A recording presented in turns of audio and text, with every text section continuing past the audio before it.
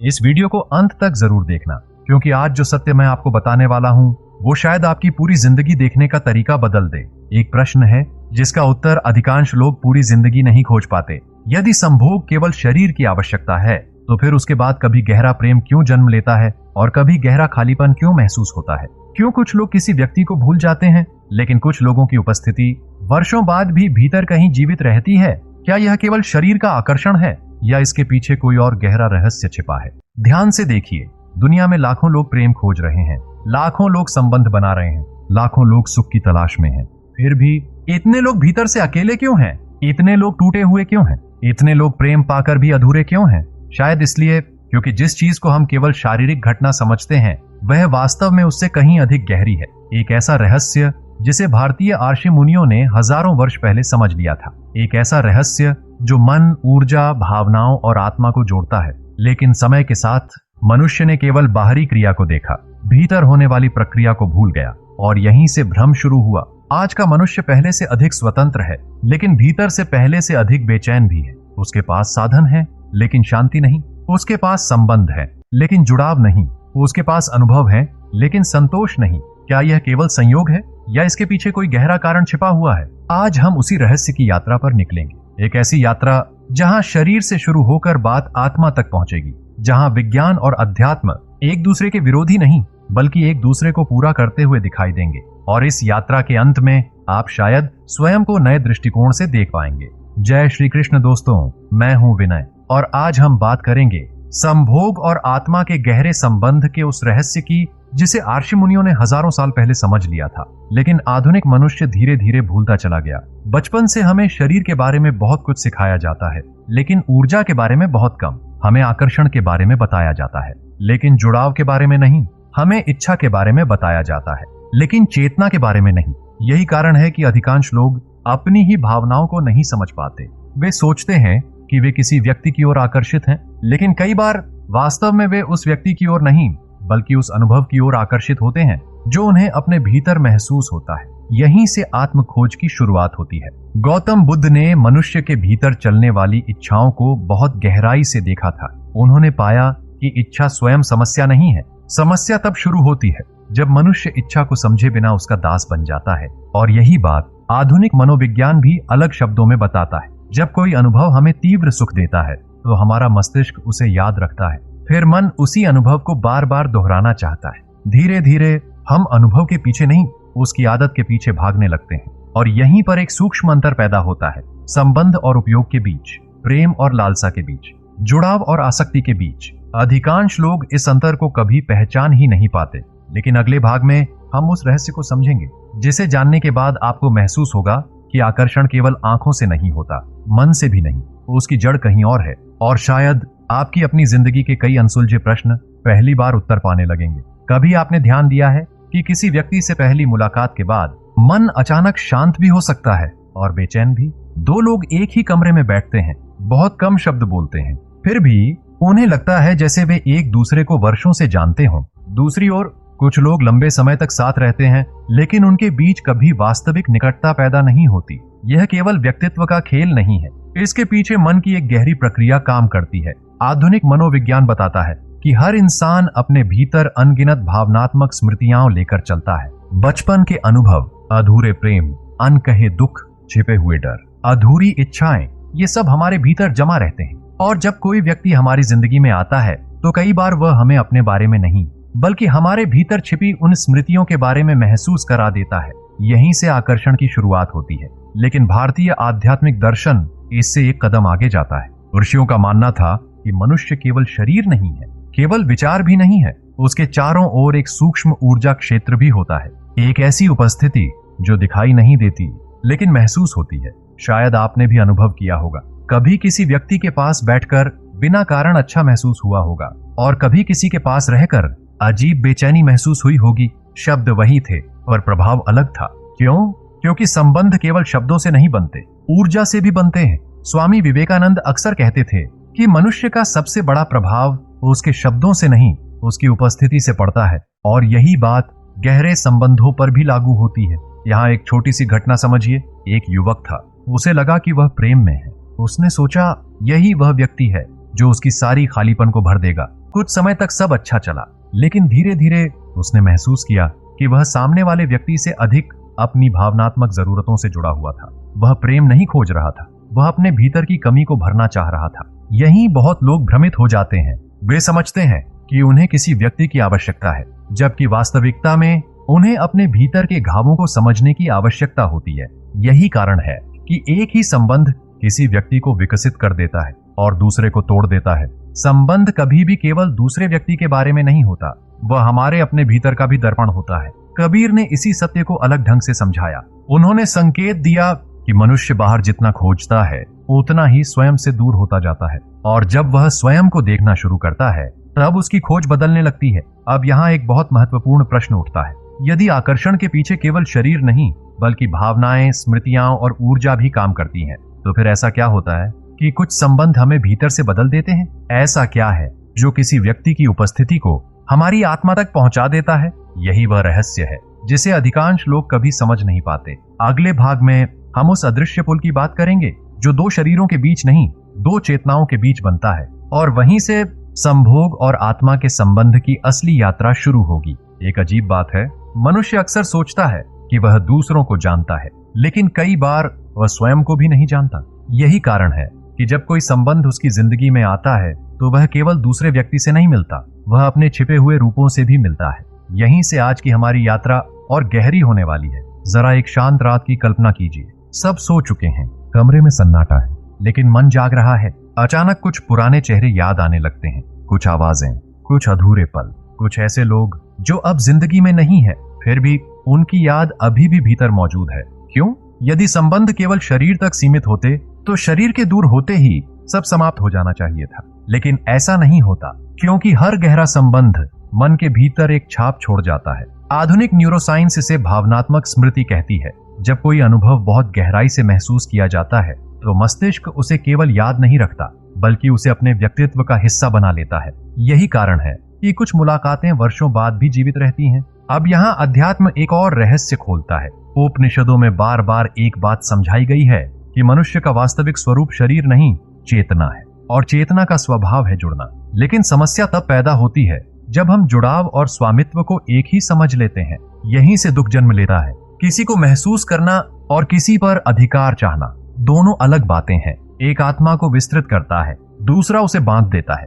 भगवान श्री कृष्ण के जीवन में भी ये संदेश बार बार दिखाई देता है। उन्होंने प्रेम को बंधन नहीं बनाया, उन्होंने उसे स्वतंत्रता बनाया, क्योंकि जहां स्वामित्व बढ़ता है वहां भय भी बढ़ता है, और जहां भय बढ़ता है वहां प्रेम धीरे धीरे कमजोर होने लगता है। अब एक छोटी सी वास्तविक घटना समझिए। एक महिला कई वर्षों तक एक संबंध में रही। उसे लगता था कि वह प्रेम कर रही है, लेकिन जब वह संबंध समाप्त हुआ तो उसने पहली बार महसूस किया कि उसे सामने वाले व्यक्ति से अधिक उसे खो देने का डर था। उस दिन उसे समझ आया कि प्रेम और भय साथ साथ नहीं चल सकते। उसकी पूरी सोच बदल गई। यही आत्मचिंतन की शुरुआत थी। मनोविज्ञान भी बताता है कि कई बार हम लोगों से नहीं, अपने डर से बंधे होते हैं। अकेलेपन का डर, अस्वीकृति का डर, छूट जाने का डर। और जब डर प्रेम का रूप पहन लेता है तो मनुष्य भ्रमित हो जाता है। लेकिन आत्मा का संबंध डर पर आधारित नहीं होता, वह उपस्थिति पर आधारित होता है, स्वीकृति पर आधारित होता है, विस्तार पर आधारित होता है।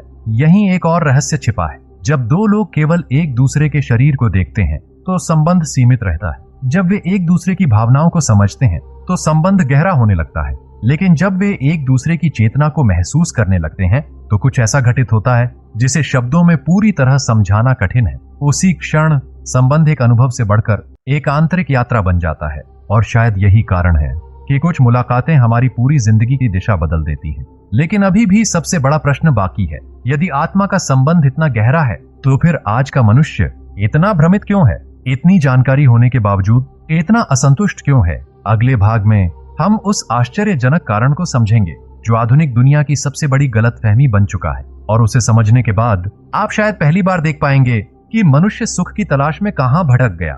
मनुष्य ने चांद तक पहुंचने का रास्ता खोज लिया, समुद्र की गहराइयां नाप लीं, दूर बैठे लोगों से तुरंत बात करना सीख लिया। लेकिन एक जगह आज भी वह संघर्ष कर रहा है, अपने ही मन को समझने में। यही बात सुनने में साधारण लग सकती है, लेकिन इसके परिणाम बहुत गहरे हैं। आज का इंसान पहले से अधिक जुड़ा हुआ दिखाई देता है, हर समय किसी न किसी से संपर्क में है, फिर भी उसके भीतर अकेलापन बढ़ रहा है। ये विरोधाभास क्यों है? इसका उत्तर हमें आधुनिक विज्ञान और प्राचीन अध्यात्म दोनों मिलकर देते हैं। न्यूरोसाइंस बताती है कि मनुष्य का मस्तिष्क नवीनता की ओर आकर्षित होता है। जब कोई नई चीज मिलती है तो दिमाग में सुख से जुड़े रसायन सक्रिय होते हैं। कुछ समय के लिए उत्साह पैदा होता है, लेकिन फिर धीरे धीरे वही अनुभव सामान्य लगने लगता है और मन फिर किसी नई उत्तेजना की तलाश शुरू कर देता है। यही चक्र चलता रहता है। नई चीज, नया उत्साह, फिर खालीपन, फिर नई तलाश। कई लोग पूरी जिंदगी इसी चक्र में घूमते रहते हैं। उन्हें लगता है कि अगला अनुभव उन्हें पूर्ण कर देगा, लेकिन पूर्णता कभी नहीं आती,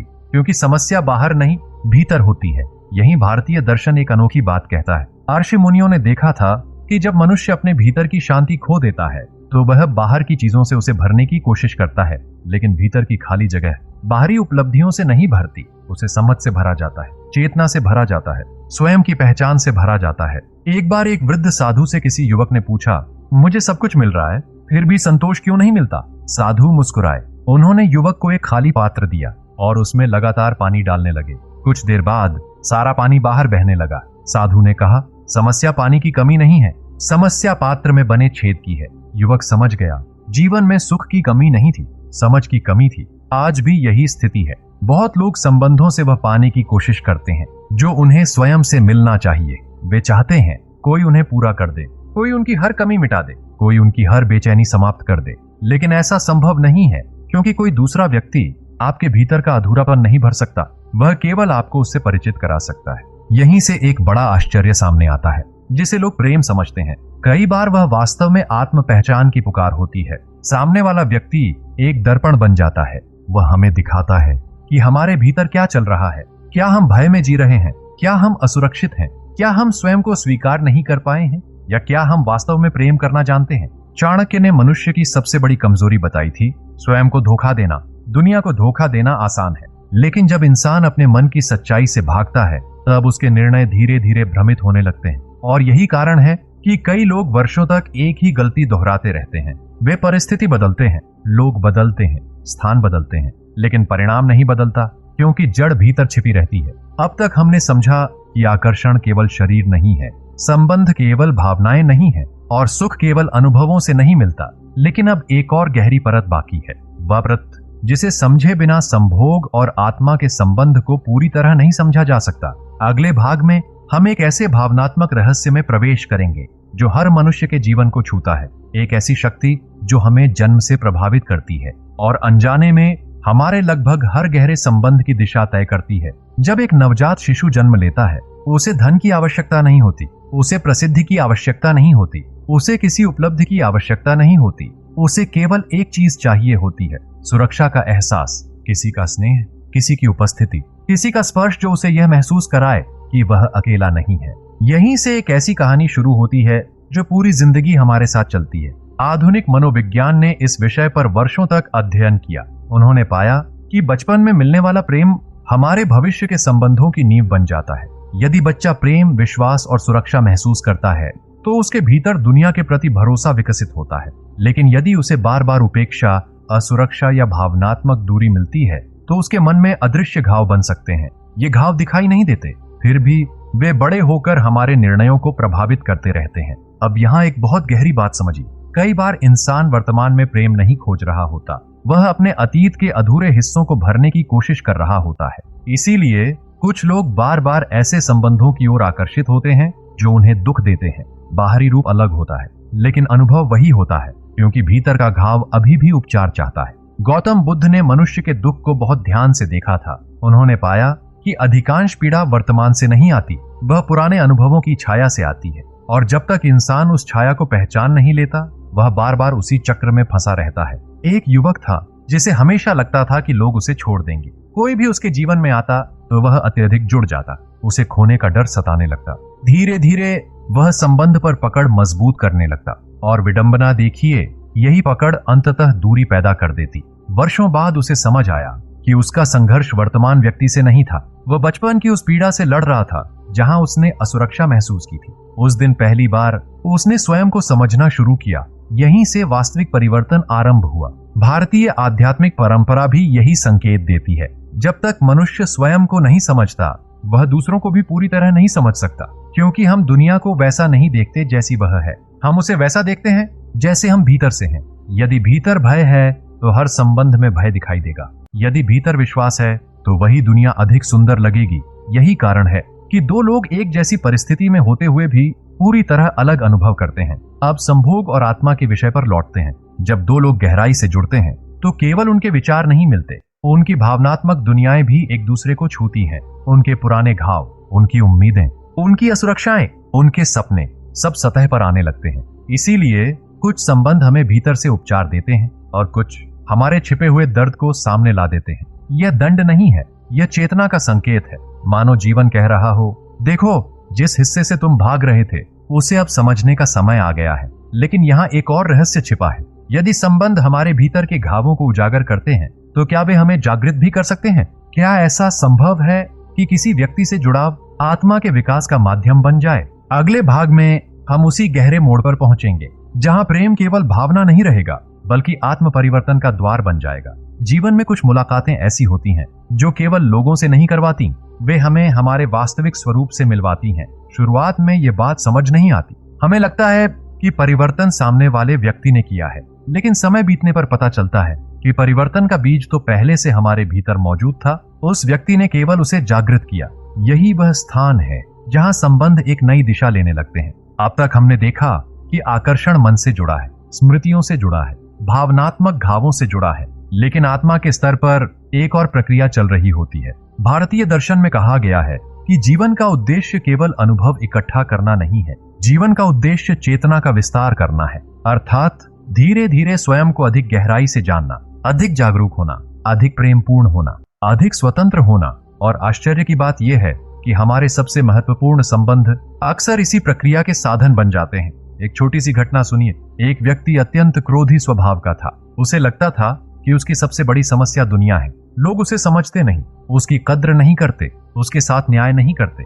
फिर उसकी जिंदगी में एक ऐसा संबंध आया जिसने उसे बार बार उसके क्रोध का सामना कराया। पहले उसने दूसरे व्यक्ति को दोष दिया, फिर परिस्थितियों को दोष दिया, लेकिन एक दिन उसे एहसास हुआ कि समस्या बाहर नहीं है, क्रोध उसके भीतर है। और पहली बार उसने स्वयं को बदलने का निर्णय लिया। उसका संबंध केवल प्रेम की कहानी नहीं था, वह आत्म जागरूकता की यात्रा बन गया। यही कारण है कि कुछ संबंध हमारे शिक्षक बन जाते हैं। वे हमें सुख देने नहीं आते, वे हमें जगाने आते हैं। स्वामी विवेकानंद कहा करते थे कि हर अनुभव हमें कुछ सिखाने आता है। यदि हम केवल सुख खोजते रहे तो सीख छूट जाएगी, और यदि सीख को समझ लिया तो दुख भी शिक्षक बन सकता है। आधुनिक मनोविज्ञान में भी एक रोचक बात सामने आई है। जब कोई व्यक्ति स्वयं को समझना शुरू करता है तो उसके मस्तिष्क के निर्णय लेने वाले हिस्से अधिक संतुलित होने लगते हैं। वह प्रतिक्रिया कम देता है, जागरूकता अधिक विकसित करता है, अर्थात भीतर की समझ बाहरी व्यवहार को बदलने लगती है। यही बात संतों ने सदियों पहले अलग भाषा में कही थी। उन्होंने कहा कि बाहर की दुनिया बदलने से पहले भीतर का दीपक जलाना आवश्यक है। अब यहाँ एक महत्वपूर्ण मोड़ आता है। बहुत लोग प्रेम को पाने की वस्तु समझते हैं, लेकिन गहरी दृष्टि से देखें तो प्रेम कोई वस्तु नहीं है, वह एक अवस्था है, एक चेतना है। जब मन भय से मुक्त होता है, जब व्यक्ति स्वयं को स्वीकार करना सीखता है, जब वह दूसरे को नियंत्रित करने की कोशिश छोड़ देता है, तब प्रेम स्वाभाविक रूप से प्रकट होने लगता है। और इसी बिंदु पर संभोग का अर्थ भी बदलने लगता है। वह केवल शारीरिक घटना नहीं रह जाता, वह दो व्यक्तियों के बीच विश्वास, स्वीकृति और भावनात्मक एकता का प्रतीक बनने लगता है। यही आत्मा का स्पर्श शुरू होता है, क्योंकि आत्मा को शरीर नहीं छूता, उसे समझ छूती है, उसे करुणा छूती है, उसे सत्य छूता है। लेकिन हर जागरण आसान नहीं होता। जैसे जैसे चेतना बढ़ती है, मन के भीतर छिपे संघर्ष भी सामने आने लगते हैं, और यही अगला द्वार है जिससे गुजरे बिना वास्तविक परिवर्तन संभव नहीं। अगले भाग में हम उस आंतरिक संघर्ष की बात करेंगे जिससे लगभग हर मनुष्य गुजरता है, लेकिन बहुत कम लोग उसे पहचान पाते हैं। और शायद उसी संघर्ष में आत्मा का सबसे बड़ा संदेश छिपा हुआ है। कभी कभी जीवन का सबसे बड़ा युद्ध किसी दूसरे व्यक्ति से नहीं होता, वह हमारे भीतर होता है। बाहर सब सामान्य दिखाई देता है, लोग मुस्कुरा रहे होते हैं, काम चल रहा होता है, रिश्ते बने हुए होते हैं, लेकिन भीतर कुछ टूट रहा होता है, कुछ खींच रहा होता है, कुछ ऐसा जिसे शब्दों में समझाना आसान नहीं। यही वह क्षण है जहां आत्मा और अहंकार आमने सामने खड़े हो जाते हैं। अहंकार कहता है मुझे सही साबित होना है, मुझे सत्य देखना है। अहंकार कहता है मुझे पाना है, मुझे समझना है। अहंकार पकड़ बनाता है, आत्मा स्वतंत्रता खोजती है। और अधिकांश लोगों का संघर्ष यहीं शुरू होता है। एक व्यक्ति किसी संबंध में होता है, वह सामने वाले से प्रेम भी करता है, लेकिन साथ ही उसे खोने से डरता भी है। वह विश्वास भी करना चाहता है लेकिन नियंत्रण भी छोड़ नहीं पाता। वह निकटता भी चाहता है लेकिन पूरी तरह खुलने से घबराता भी है। यही आंतरिक विरोध मनुष्य को थका देता है क्योंकि वह एक ही समय में दो विपरीत दिशाओं में चल रहा होता है। भगवान श्री कृष्ण ने जीवन में बार बार एक बात समझाई, बंधन बाहर नहीं होता, बंधन भीतर होता है। कोई वस्तु, कोई व्यक्ति, कोई परिस्थिति स्वयं दुख नहीं बनती। दुख तब बनता है जब मन उससे अपनी पहचान जोड़ लेता है। यही कारण है कि एक ही घटना किसी व्यक्ति को तोड़ देती है और वही घटना दूसरे व्यक्ति को जागृत कर देती है। अंतर घटना में नहीं होता, अंतर चेतना में होता है। अब एक दृश्य देखिए। मान लीजिए आप अपने हाथ में रेत पकड़ते हैं। यदि आप उसे बहुत कसकर पकड़ेंगे तो वह उंगलियों के बीच से निकलने लगेगी, लेकिन यदि हथेली खुली रहे तो रेत अधिक देर तक टिक सकती है। रिश्तों का स्वभाव भी कुछ ऐसा ही है। जितना अधिक नियंत्रण उतनी अधिक दूरी, जितनी अधिक स्वीकृति उतनी अधिक निकटता। फिर भी मनुष्य बार बार पकड़ बनाने की कोशिश करता है। क्यों? क्योंकि उसके भीतर भय बैठा होता है और भय हमेशा कहता है अगर मैंने छोड़ दिया तो मैं खो दूंगा। लेकिन आत्मा एक अलग सत्य जानती है, एक सुबह जानती है कि जो वास्तव में आपका है उसे पकड़कर रखने की आवश्यकता नहीं होती और जो केवल पकड़ से टिकता है वह कभी आपका था ही नहीं। गौतम बुद्ध के जीवन की एक घटना है। एक व्यक्ति उनसे बोला, मैं शांति चाहता हूँ। बुद्ध मुस्कुराए। उन्होंने कहा, पहले मैं को हटाओ, फिर चाहता हूँ को हटाओ, जो बचेगा वही शांति है। यह सुनने में सरल लगता है लेकिन इसमें गहरा रहस्य छिपा है। हमारे अधिकांश संघर्ष किसी घटना से नहीं, हमारी अपेक्षाओं से पैदा होते हैं। हम चाहते हैं लोग हमारे अनुसार व्यवहार करें, परिस्थितियां हमारी इच्छा के अनुसार चलें, जीवन हमारे बनाए हुए चित्र जैसा बने। और जब ऐसा नहीं होता तो भीतर संघर्ष शुरू हो जाता है। यही आत्मा धीरे से एक प्रश्न पूछती है, क्या तुम जीवन को नियंत्रित करना चाहते हो या उसे समझना चाहते हो? यह प्रश्न छोटा है लेकिन इसका उत्तर पूरी जिंदगी बदल सकता है। क्योंकि जब मनुष्य समझ को चुनता है तो उसका संबंधों को देखने का तरीका बदलने लगता है और जब संबंध बदलते हैं तो स्वयं को देखने का तरीका भी बदल जाता है। लेकिन अभी एक और पर्दा बाकी है, एक ऐसा पर्दा जिसके हटते ही मनुष्य पहली बार समझता है कि प्रेम का वास्तविक उद्देश्य क्या है। अगले भाग में हम उस जागरण के द्वार पर पहुंचेंगे जहां संबंध केवल अनुभव नहीं रहेंगे, वे चेतना को ऊपर उठाने वाली शक्ति बन जाएंगे। एक समय ऐसा आता है जब मनुष्य थक जाता है, लोगों से नहीं, दुनिया से नहीं, बल्कि अपने ही पुराने तरीकों से। बार बार वही उम्मीदें, बार बार वही निराशाएं, बार बार वही प्रश्न। और तब उसके भीतर एक नई खोज जन्म लेने लगती है। यह खोज किसी व्यक्ति की नहीं होती, यह खोज स्वयं की होती है। यहीं से जागरण का द्वार खुलता है। अधिकांश लोग सोचते हैं कि जागरण का अर्थ है किसी रहस्यमयी अनुभव का होना, लेकिन वास्तविक जागरण अक्सर बहुत शांत होता है। वह किसी बिजली की चमक की तरह नहीं आता, वह धीरे धीरे समझ के रूप में आता है। जैसे सुबह होने से पहले अंधेरा धीरे धीरे कम होने लगता है, वैसे ही एक दिन मनुष्य अचानक देखता है कि वह जिन चीजों को प्रेम समझ रहा था उनमें से बहुत कुछ भय था, बहुत कुछ आदत थी, बहुत कुछ अकेलेपन से बचने की कोशिश थी। और यह समझ उसे दुखी नहीं करती बल्कि मुक्त करती है, क्योंकि पहली बार वह वास्तविकता को देख रहा होता है। कबीर ने जीवन भर लोगों को भीतर देखने के लिए प्रेरित किया। उन्होंने बार बार संकेत दिया कि जो व्यक्ति स्वयं को नहीं जानता वह संसार को समझने का दावा नहीं कर सकता, क्योंकि हर अनुभव अंततः हमारे भीतर ही घटता है। अब एक साधारण उदाहरण देखिए। दो लोग एक ही बगीचे में चलते हैं। एक व्यक्ति केवल फूल देखता है, दूसरा व्यक्ति फूलों के साथ उनकी सुगंध भी महसूस करता है। बगीचा वही है लेकिन अनुभव अलग है। क्यों? क्योंकि देखने की गहराई अलग है। यही बात संबंधों पर भी लागू होती है। कुछ लोग केवल बाहरी रूप देखते हैं, कुछ लोग व्यक्तित्व देखते हैं और कुछ धीरे धीरे उस चेतना को महसूस करने लगते हैं जो बाहरी पहचान से भी परे है। यही आत्मिक जुड़ाव का आरंभ होता है। यहाँ एक महत्वपूर्ण परिवर्तन होता है। पहले मनुष्य पूछता है, मुझे इससे क्या मिलेगा? अब वह पूछता है, मैं इससे क्या सीख सकता हूँ? पहले वह केवल सुख खोजता है, अब वह अर्थ खोजता है। पहले वह पकड़ बनाना चाहता है, अब वह समझ विकसित करना चाहता है। यही चेतना का विस्तार है। आधुनिक विज्ञान में भी एक रोचक तथ्य सामने आया है। जो लोग जीवन को केवल तात्कालिक सुखों से नहीं बल्कि उद्देश्य और अर्थ से जोड़ते हैं, उनके भीतर मानसिक स्थिरता अधिक पाई जाती है। उनमें तनाव से उबरने की क्षमता भी अधिक होती है। अर्थात जब जीवन केवल अनुभवों का संग्रह नहीं रहता तो उसका भार भी कम होने लगता है। और यही आध्यात्मिक परंपराएं सदियों से कहती आई हैं। जीवन का लक्ष्य केवल आनंद लेना नहीं है, जीवन का लक्ष्य जागना है। अब संभोग और आत्मा के विषय को इसी दृष्टि से देखिए। यदि कोई संबंध केवल इच्छा पर आधारित है तो समय के साथ उसका प्रभाव बदल सकता है, लेकिन यदि उसमें समझ है, सम्मान है, सत्य है और एक दूसरे के विकास की भावना है तो वह आत्मा के विकास का माध्यम बन सकता है। तब संबंध केवल दो व्यक्तियों का नहीं रहता, वह दो यात्राओं का मिलन बन जाता है, दो चेतनाओं का सहयोग बन जाता है। और यही मनुष्य पहली बार महसूस करता है कि प्रेम का उद्देश्य केवल साथ रहना नहीं, एक दूसरे को ऊंचा उठाना भी है। लेकिन अभी यात्रा पूरी नहीं हुई। जागरण के बाद एक और चरण आता है, परिवर्तन का चरण, जहां समझ केवल विचार नहीं रहती, वह जीवन का हिस्सा बनने लगती है। अगले भाग में हम देखेंगे कि जब यह समझ व्यवहार में उतरती है तो मनुष्य के संबंध, उसका मन और उसका पूरा जीवन किस तरह बदलने लगता है। समझ लेना एक बात है और उस समझ के अनुसार जीना एक बिल्कुल अलग बात।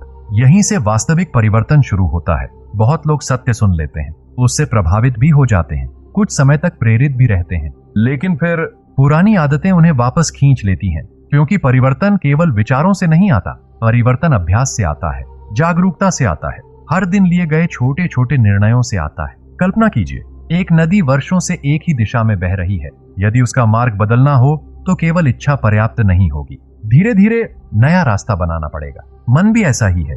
वर्षों से बनी हुई भावनात्मक आदतें एक दिन में नहीं बदलती, लेकिन बदल सकती हैं। और यही सबसे सुंदर बात है। आधुनिक न्यूरोसाइंस इसे मस्तिष्क की अनुकूलन क्षमता कहती है। अर्थात जिन विचारों को हम बार बार दोहराते हैं, जिन भावनाओं को हम बार बार जीते हैं, मस्तिष्क उसी दिशा में स्वयं को ढालने लगता है। यही कारण है कि भय का अभ्यास भय को मजबूत करता है और जागरूकता का अभ्यास जागरूकता को। सदियों पहले आर्षियों ने इसे अलग शब्दों में समझाया था। उन्होंने कहा, मन जिस दिशा में बार बार जाता है वैसा ही बनने लगता है। अब एक व्यक्ति की कहानी सुनिए। वह हमेशा दूसरों से मान्यता चाहता था, कोई उसकी प्रशंसा करे, कोई उसे महत्वपूर्ण महसूस कराए। यही उसकी सबसे बड़ी जरूरत थी। जब तक उसे यह मिलता वह खुश रहता, और जब नहीं मिलता तो भीतर बेचैनी शुरू हो जाती। एक दिन उसने अपने आप से प्रश्न किया, क्या मेरा मूल्य दूसरों की राय पर निर्भर है? यह प्रश्न छोटा था, लेकिन उत्तर खोजते खोजते उसका जीवन बदल गया।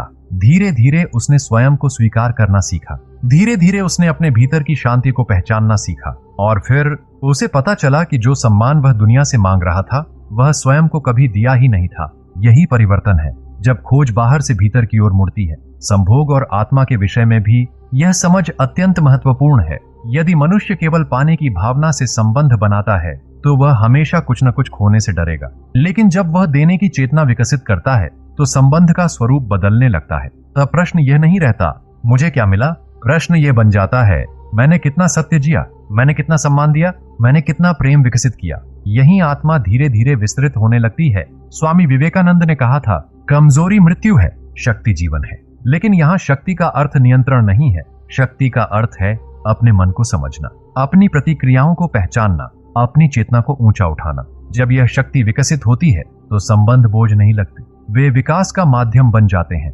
असहमति भी सीख बन जाती है, दूरी भी समझ बन जाती है और निकटता एक उपहार बन जाती है। अब तक की यात्रा में हमने आकर्षण को समझा, भावनात्मक घावों को समझा, आत्मिक जुड़ाव को समझा, जागरण को समझा और परिवर्तन को समझा। लेकिन अभी एक अंतिम विस्तार बाकी है। एक ऐसा विस्तार जहां मनुष्य स्वयं को केवल एक व्यक्ति के रूप में नहीं बल्कि एक विशाल चेतना के हिस्से के रूप में देखना शुरू करता है। अगले भाग में हम उसी आध्यात्मिक विस्तार में प्रवेश करेंगे जहां प्रेम व्यक्तिगत सीमा से आगे बढ़कर अस्तित्व की भाषा बन जाता है। जब एक बीज मिट्टी में दबा होता है तो उसे लगता है यही उसकी पूरी दुनिया है, अंधेरा, सीमाएं, संकुचन। लेकिन धीरे धीरे उसी बीज के भीतर से अंकुर निकलता है और एक दिन वह आकाश की ओर बढ़ने लगता है। मनुष्य की चेतना की यात्रा भी कुछ ऐसी ही है।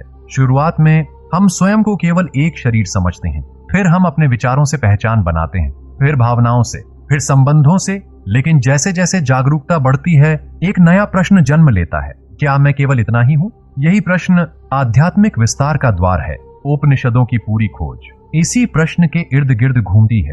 वे मनुष्य को यह देखने के लिए प्रेरित करते हैं कि उसका वास्तविक अस्तित्व उसकी सीमित पहचान से कहीं अधिक विशाल है। और जब यह समझ धीरे धीरे विकसित होने लगती है तो संबंधों का अर्थ भी बदलने लगता है। अब सामने वाला व्यक्ति केवल इच्छाओं को पूरा करने का माध्यम नहीं रहता, वह जीवन की यात्रा का एक साथी बन जाता है। एक ऐसा दर्पण जो हमें अपने भीतर की गहराइयों से मिलवाता है, एक ऐसा अवसर जो हमें अधिक करुणामय बनाता है, अधिक जागरूक बनाता है, अधिक मानवीय बनाता है। यही कारण है कि सच्चे आध्यात्मिक लोग प्रेम से भागते नहीं, वे उसे समझते हैं। वे जानते हैं कि प्रेम चेतना को विस्तृत भी कर सकता है और आसक्ति चेतना को सीमित भी कर सकती है। अंतर केवल जागरूकता का है। अब एक शांत दृश्य की कल्पना कीजिए। सूर्य अस्त हो रहा है, आकाश के रंग बदल रहे हैं, हवा धीरे धीरे बह रही है। आप कुछ क्षणों के लिए बिल्कुल शांत बैठते हैं और अचानक महसूस करते हैं कि जीवन केवल दौड़ नहीं है, जीवन केवल उपलब्धियों की सूची नहीं है, जीवन केवल इच्छाओं का पीछा करना नहीं है। जीवन अनुभव करने का अवसर है, समझने का अवसर है, जागने का अवसर है, और शायद प्रेम भी इसी अवसर का एक हिस्सा है। चाणक्य ने मनुष्य की बुद्धि की बात की, बुद्ध ने जागरूकता की, कबीर ने भीतर झांकने की, विवेकानंद ने आत्मशक्ति की, और श्री कृष्ण ने जीवन को पूर्णता से जीने की। पहली नजर में ये सब अलग दिखाई देते हैं, लेकिन गहराई में जाए तो सभी एक ही दिशा की ओर संकेत करते हैं। स्वयं को जानो, क्योंकि जो स्वयं को जान लेता है वह संबंधों को भी नए प्रकाश में देखने लगता है। तब संभोग केवल शरीर की घटना नहीं रह जाता, तब प्रेम केवल भावना नहीं रह जाता, तब निकटता केवल साथ रहने का नाम नहीं रह जाती। इन सब के पीछे छिपा हुआ अर्थ दिखाई देने लगता है, एक ऐसा अर्थ जो मनुष्य को अपने भीतर की विशालता से जोड़ता है। लेकिन अभी हमारी यात्रा का अंतिम द्वार बाकी है, वही द्वार जिसका संकेत शुरुआत में दिया गया था, वही रहस्य जिसके कारण कुछ लोग संबंधों के बाद भी खाली रह जाते हैं और कुछ लोगों के भीतर गहरी शांति जन्म लेती है। अगले और अंतिम भाग में हम उस छिपे हुए सत्य को पूरी तरह समझेंगे, और शायद उसके बाद आप स्वयं को और अपने संबंधों को पहले जैसा कभी नहीं देख पाएंगे। और अब हम उस अंतिम सत्य के सामने खड़े हैं जिसका संकेत इस पूरी यात्रा में बार बार मिलता रहा। शुरुआत में हमने एक प्रश्न पूछा था, यदि संभोग केवल शरीर की आवश्यकता है तो उसके बाद कभी खालीपन क्यों महसूस होता है और कभी गहरी शांति क्यों? अब इसका उत्तर समझने का समय आ गया है।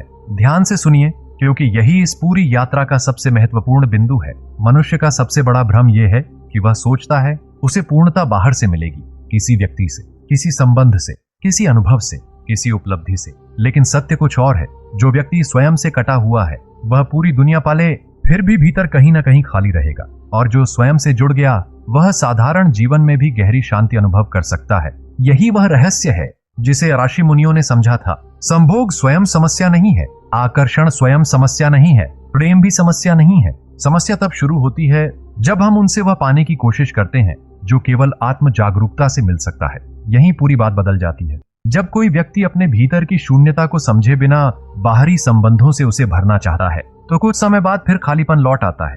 लेकिन जब व्यक्ति पहले स्वयं से जुड़ता है, अपने मन को समझता है, अपने भय को पहचानता है, अपने घावों को स्वीकारता है, तब वही संबंध एक बिल्कुल अलग अनुभव बन जाते हैं। तब संबंध बोझ नहीं होते, वे साझेदारी बन जाते हैं। तब प्रेम मांग नहीं बनता, वह उपहार बन जाता है। तब निकटता नियंत्रण नहीं बनती, वह विश्वास बन जाती है। और तब संभोग केवल शरीरों का मिलन नहीं रह जाता, वह दो व्यक्तियों के बीच विश्वास, सम्मान, स्वीकृति और भावनात्मक एकता का प्रतीक बन सकता है। लेकिन आत्मा का सबसे बड़ा रहस्य इससे भी गहरा है। आत्मा किसी दूसरे व्यक्ति में पूरी नहीं होती, आत्मा पहले से ही पूर्ण है, उसे केवल याद करना होता है। यही कारण है कि गौतम बुद्ध ने भीतर देखने को कहा, कबीर ने भीतर खोजने को कहा, विवेकानंद ने अपनी शक्ति पहचानने को कहा, श्री कृष्ण ने अपने वास्तविक स्वरूप को जानने की बात कही। सभी दिशाएं अलग थीं, लेकिन मंजिल एक ही थी, स्वयं की पहचान। और जब यह पहचान जागती है तो एक अद्भुत परिवर्तन होता है। मनुष्य लोगों से प्रेम करता है लेकिन उन पर निर्भर नहीं रहता, वह संबंध बनाता है लेकिन उनमें खोता नहीं, वह निकटता का आनंद लेता है लेकिन अपनी आंतरिक शांति नहीं खोता। यही परिपक्व प्रेम है, यही जागरूक संबंध है, यही आध्यात्मिक निकटता है। अब कुछ क्षणों के लिए शांत हो जाइए और अपने जीवन को देखिए। उन लोगों को याद कीजिए जिन्होंने आपको बदला, उन अनुभवों को याद कीजिए जिनसे आपने सीखा, उन संघर्षों को याद कीजिए जिन्होंने आपको मजबूत बनाया। शायद अब आप देख पाए कि जीवन में जो कुछ भी हुआ वह केवल घटनाओं की श्रृंखला नहीं थी, वह आपकी चेतना को जगाने की प्रक्रिया थी। और शायद जिस सत्य को आप दुनिया में खोज रहे थे वह हमेशा आपके भीतर मौजूद था। आप कभी अधूरे नहीं थे, आप केवल स्वयं को भूल गए थे। और आत्मा की पूरी यात्रा स्वयं को फिर से याद करने की यात्रा है। यही शांति है, यही स्वतंत्रता है, यही जागरण है, और शायद यही प्रेम का सबसे गहरा रूप भी है। जय श्री कृष्ण,